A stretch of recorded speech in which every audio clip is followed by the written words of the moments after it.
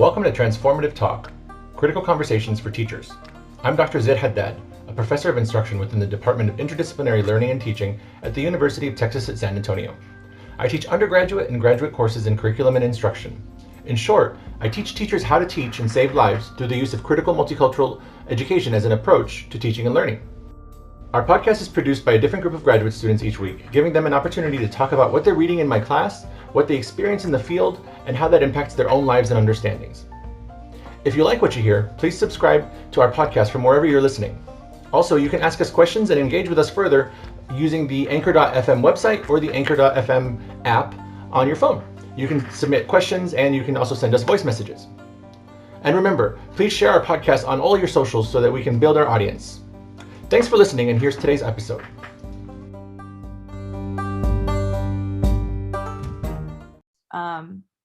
If you want to say, I don't know, just the whole kind of like, welcome back. Hey, thanks for listening to Transformative Talk, Critical Conversations for Teachers. If you're interested in creating your own podcast, let me just tell you how easy it is to use Anchor. It's free, and the creation tools that they have allow you to record and edit your podcast right from your phone or from your computer. Anchor will distribute your podcast for you, so it can be heard anywhere on the Anchor app, on Spotify, Apple Podcasts, and many other places. You can make money from your podcast with no minimum listenership. It's everything you need to make a podcast in one place. In order to get started, just go ahead and download the free Anchor app or go to anchor.fm to get started. Thanks again.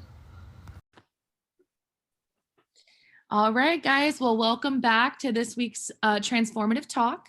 I'm Amanda. I'm here with Nora and Samantha as our hosts for this week. So we just kind of dove right into Bordeaux's reading. Now we're going to come back and kind of critique a little bit of the reading, but also, what do you guys think about how Bordeaux's ideas also intertwined with funds of knowledge? So I think it's important to note that funds of knowledge is really building upon where Bordeaux left off. Because his whole idea, what I kind of took away from Bordeaux was, this is sort of what it looks like now. Like I kind of liked thinking of Bordeaux as, this is the lay of the land and what we have now.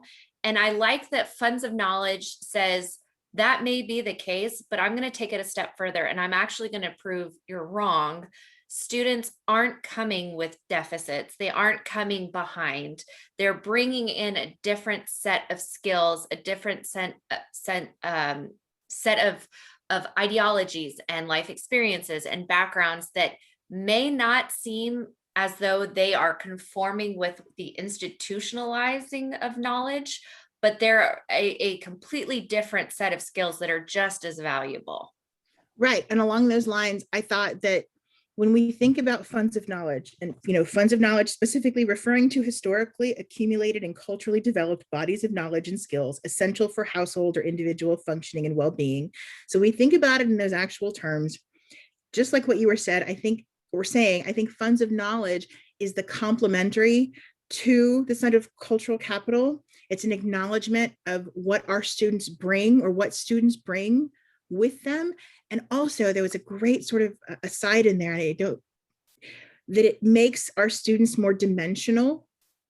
And so I feel like funds of knowledge is what makes our students from 2D to 3D. It's what sort of fleshes them out as, this sort of fullness and roundness of, not just character and skill and knowledge, but all of these ways in which, they're bringing, their own knowledge and value, but also as an educator, it helps you sort of flesh them out dimensionally. I thought that was a really great way of thinking about that idea, and it complements Bordeaux and goes further.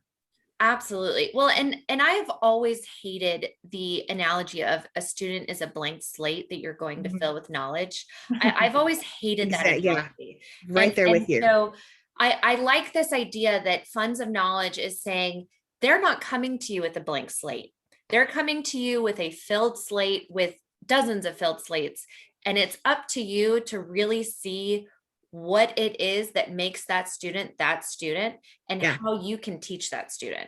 because what you can add and what you can exactly and not say, you know, and it's very decentering. I think like it's a very decentering phenomena when a teacher no longer is the holder of all knowledge, and it brings it back to it's a conversation and a relationship between teacher and student, and it's a sharing of knowledge. right. And it's acknowledging and respecting your students as individuals. And as somebody who teaches high school, you really need to be able to do that. Yes, you are sort of, you know, wrangling your classroom, but in a sense, you already need to be at the place when I feel like there's a lot of agency that students bring with them, and you have to acknowledge that and respect them as individuals. And I feel like if you are aware of concepts like this, and if you are actively trying to apply them to your students, to your classroom, like you're going to be so much more successful and less stressed out in general, I feel. But also it's going to make for such a better classroom environment because your students will feel heard and respected, and you're acknowledging the things that they can contribute. As an art teacher, again, this is so fundamental, and they come to you with all kinds of knowledge that they can apply and share. And I cannot tell you how they light up when they are sharing their own knowledge in a process. Absolutely. Yeah, you know, absolutely. You acknowledge their you acknowledge their knowledge and their proficiency and what they can bring, and it's a powerful thing. And other students acknowledge that thing that so and so is good at. Oh, they so and so showed us how to, you know. And then and that's feels huge. like they're valued by you and they actually matter. Mm-hmm. And so a question that I had definitely had was, while reading through, was like, who decides my social standing? Who gets to decide this economic and cultural capital that I have? You know, is this subjective?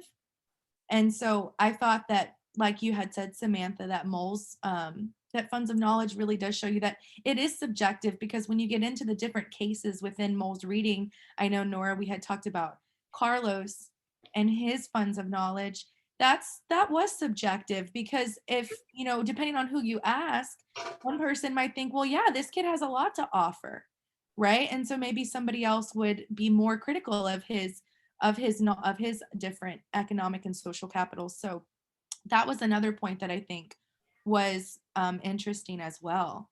Well, I think using that exact example, that little boy is enterprising, and he's innovative, and he's creative, and he clearly sees the world in terms that he's learned from his family. From, you know, we got a little bit of a background with Carlos's family in Mexico. There were several business owners, and you know, they had ties to agriculture and small stores. And so he clearly has a model for this kind of knowledge, and he's applying it in his own, you know, candy kind of way. And so I think there's all kinds of ways in which you can acknowledge that. And I loved what they did with their example in their classroom. But that is a way in which, think about the kind of knowledge that that young man has already. And I really, really hope that he is able, or was in classrooms where they're acknowledging that kind of knowledge, because imagine what that kid can contribute to a classroom. And I think that's so important to think of. Imagine what that kid can contribute to a classroom, because, and I'm sure you all would agree with me, and I'm sure every other teacher hopefully would agree with me. You know, it always blows me away, some of the questions that kids come up with in class. Like I'll be, you know, presenting a lecture or something, and a kid will ask me a question that just, it takes the class on a totally different path than I was intending, but it's an amazing path. And it's one that ignites interest for that student, which then spills over to other students. And did we end exactly where I wanted us to? No, but did we end somewhere better because of a student who had a completely different life experience, a completely different, I mean, something I hadn't even thought about, they're bringing into class. And it created this amazing conversation where they learned way more than anything I would have ever said before that. Mm-hmm. And it's things like that that make you think of, so, you know, critically, a lot of us in graduate programs have had to think of our positionality, right? Our students have positionality. Our students have funds of knowledge, working things that they are bringing. And, I think one of the most powerful things teachers can do is to acknowledge that and, give them a little space to contribute those things into your classroom, because so often they can bring things up in their own terms that their peers can relate to in a way that educators can't. And are you covering everything you want to cover? Maybe not, but are you hitting all the top things that you need to get done? Yeah. And in their own sort of, perceptive way. So yeah, I think that is, fantastic. I think too, I think one of the biggest questions I had, so Mole obviously works, there was sort of two players in this. There was the researchers and then the teachers, and they were working in tandem and interviewing parents and going into homes. And let's be honest, as educators, we can't do this every year. We can't go and interview parents. So I think what was most, I guess, resonating with me while I was reading this, I was looking at a picture of an iceberg, and it was showing, the tip of the iceberg. There's only a little that's visible. And that's sort of what we see when a student walks in. Those are like, benchmark scores from the past, grades from the past, just different things that we can just see on a cursory glance. And then it showed the iceberg underwater. And those are all of those things that you could get if you did interview families the way that they did in this research. Mm-hmm. So my big question is, so how can we get teachers to get into these funds of knowledge and learn their students funds of knowledge if they're bound in a way that they can't go to, parents, and they can't go to homes and do this type of research? I think I had that same question. I was wondering, even with administration, is there going to be, limits? Are certain administration, depending on who you have, is going to be, pushing this for you to be able to do? Or are they going to kind of restrict you and say, oh, is this a little too intrusive? What are these limitations? Because adding on to that, each family is going to have different boundaries regarding this. Even thinking back on my own students, I have parents who I know would welcome me right on in, and I could sit there for hours and they would be very open. And then I have other parents who, they're not going to feel comfortable with that notion. So where do we as educators get to engage in that with our families? There is a boundary there that we kind of have to find. Very much so. Part of that is just getting to know your students. And I understand that I am very, very lucky in that respect. I don't have desks in my room. I have tables. My classroom is a very sort of, I set it up intentionally as a space where they are comfortable, where there is sort of like a chatter. I don't encourage them to be loud, inside voices, but there's always sort of discussions going on. They share a lot with each other and with me, because as you are the process, we are about process and making. And so it's comfortable to sort of relate to one another. So I get a lot from them. But my school has a policy where we have to contact parents. Mm-hmm. And so I have to call every single parent every 6 weeks. And I do it. I'm required to. I'm at the point where I've been there so long that, I've had brothers and sisters and cousins. And so they're like, oh yeah, Miss Rodriguez calls people. And so it's one of those things that I relate to parents. The parents know me. They're good phone calls always in the beginning. And then they change. But those two factors have led me to have a lot of success in a community that is a small town that I am not from, I do have some relatives that live there, but, into which I, now know families, and, I still have parents calling me about scholarship things, and so-and-so's in school now. And so we still, I'm able to build those relationships. And so have I done in parent interviews like this? No, but there are ways in which you can relate to students and families. And like them, and this was one of the things that I pulled out. I have found that in the community that I work, there's a great respect for educators, and parents are willing to, speak to teachers without reservation for the most part. So it's been a good experience in that way. So, outside of a research situation like that, there are ways, even if you're not from that community, to try to make an attempt. But I'm also willing to talk to parents in my broken Spanish, because there's a chance I'm calling families who, that's not their first language, but I try. So it takes a lot of work. I think too, what I sort of brought up in class during our class discussion. So at the start of the year at my school, we always have an open house, and I was very lucky. I worked in a great magnet program after my first year teaching, working inner city, and I did pick up some things and learn. And I have been on the tail end of parent conversations where they do not want me to call home, and they do not want to take the call or deal with it. So what I decided to do at my second job was I made a point at the beginning of the year, before there was ever any issue, I called every parent on my list. Yeah. And it took me 2 weeks to get through the entire list, and it's Mhm. time consuming. But I tried to establish a relationship with that parent very early on that was positive. Yeah. And so I made it a goal from that point on that if I ever had a student that I had to make sort of a negative phone call, or just say, hey, little Johnny's not turning in X, Y, and Z. After that, I think for my own mental health, I would call 2 other parents and just tell them how great their student was doing. And I'd keep a little log, and I'd say, Sally's doing great. She's got an A. She asked a really great question in class today. And yeah, I mean, like you said, I have parents now that I'm not even teaching at the moment, and they'll come back and ask me for scholarship recommendations for their student. And so I think your point is completely correct, is that you have to find ways to build relationships in whatever capacity you can do it, whether it's trying to, have a phone call, or, sending home letters to families. I know in elementary school, they do a lot of like class newsletters. That's awesome. I know, it always makes me jealous, because I'm like, I can't do that with 150 to 200 kids. It's just a little too much. My goal is eventually to have a website where they can like see artwork and stuff. Every year there's so much to do. I'm like, that's in the back of my mind, but I would love to do like a touch point, something like that, like a newsletter where they can have an ongoing. I know some teachers are able to do that, but I'm like, oh, the time. Well, I know this was something that was a huge discussion in our class this past week. And so we did have classmates who were I don't want to say the word divided, but we have different experiences in regards to teacher communication.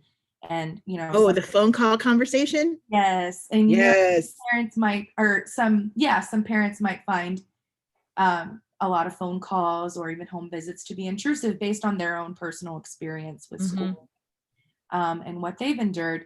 And so, this brings us back to what we're discussing right now in terms of how can we navigate that as educators, and like you said, Nora, just really getting to know our kids and their parents, because you will, socially, you will be able to tell which parents might be a little bit more closed off. And so those might be the parents that we as teachers have to nudge a little more in a more positive way, giving a lot more positive feedback, and not necessarily calling them every day, oh, your child did great today.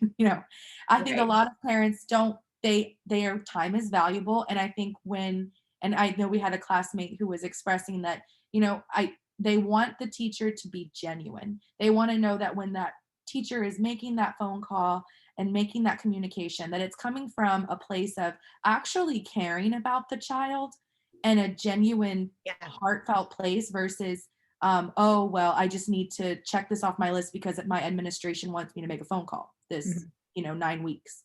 So that is something that I know we as teachers have to be more mindful of too, if we want to engage in that funds of knowledge with our students and their communities too. I think too, it's very important to recognize that you also set the tone as the teacher. In talking, like you brought up, Amanda, people do have childhood traumas involved with school. That is a very real. Yeah, somebody brought that up in class, and I was like, and it's so valid. And I think as educators, we know why we're in the classroom, but I think we have to acknowledge that there are teachers maybe out there or in the past that should not have been in a classroom in the tone that they set. So I think it's important that if we can set a different tone and we can change the narrative for that parent and show that, like you said, genuine, that we genuinely care, we genuinely want to see their students succeed, I think that will open that doorway for that relationship, because it's not about just making a relationship with the student. It's about making that relationship with the parents, with the community, with the administration, and everyone kind of has to be on the same team, as it were. Well, and like you said about setting the tone, it's important that, you know, I'm making good calls, and well, always good calls in the beginning, right? As you're getting to know them. And then sometimes there's a little bit of criticism put in there, or things they can do better, but also there's concern, like so-and-so hasn't turned things in. This is not like her or him, you know, is something going on? How are they doing? You know, so-and-so, you know, raised their voice or yelled at somebody. You know, they seem kind of down. And so the tone with which you are speaking to parents, the tone with which you leave a message, or, you know, hey, this is just, you know, to let you know, so-and-so is doing great. Don't need to call me back. Hope you have a great day. You know, it really is about sort of, you know, how you are handling this, how you are approaching this. And, you know, obviously, or at least hoping that you come across as genuine, because you do care about your students. You see them every day for hours a week, right? But also, I think it had never occurred to me, I guess just because of the school that I'm at and schools I've been to personally, that there are parents who would have their own traumas, or who would only be contacted in the most dire of circumstances, or, you know, only be contacted or constantly be contacted because there's, you know, not positive things happening. And so I can't imagine, and I think we saw a little bit of that frustration in class, what a parent would feel like if it felt like they were constantly being maybe, you know, harangued or bothered only in negative ways. Absolutely. And we have to note that, you know, education, I think, has come a long way in that sense. I know just when I was in school, you know, I'm not that old, but even when I was in elementary school, the narrative has changed. Teachers do more nowadays to give that positive feedback and to build those relationships than even when I was in school. So, I think the most important takeaway from this week is clearly between these two readings, we can see education is growing, and the research is improving, and we're taking steps forward. But I think it's important to note that the work isn't done. And I think as educators, we all need to continuously strive to become more efficient educators for our students, and to create environments in which they feel welcome and they feel valued. right. And that they feel like they're loved and that they're cared for and they're safe too. So great points. I don't know if anybody else has any final questions, or maybe some suggestions to our classmates on how they can learn more about this topic or engage in more resources with this topic. I did want to bring up the facilitations really quickly. We didn't get a lot of response early on, but the responses that we did get, I really enjoyed reading through some of those. And I wanted to ask you guys, did you enjoy the process of putting those together? I think it helps understand what we were reading. The process of putting those together allows, at least for my opinion, I was able to kind of not only create the process of making them, but process the readings, you know, and being able to bounce ideas off of you guys and understand things in a more deeper way where I can actually take something away from it. So yes, it was beneficial. I found myself flexing my little lesson plan muscle. Like I read the readings and then I reread them as in, how would I teach this? You know what I mean? And so I thought it was really funny that like we were sort of putting these together as different ways to reinforce knowledge, or as kind of like small lessons for our peers. Absolutely. Well, I think that's all for this episode.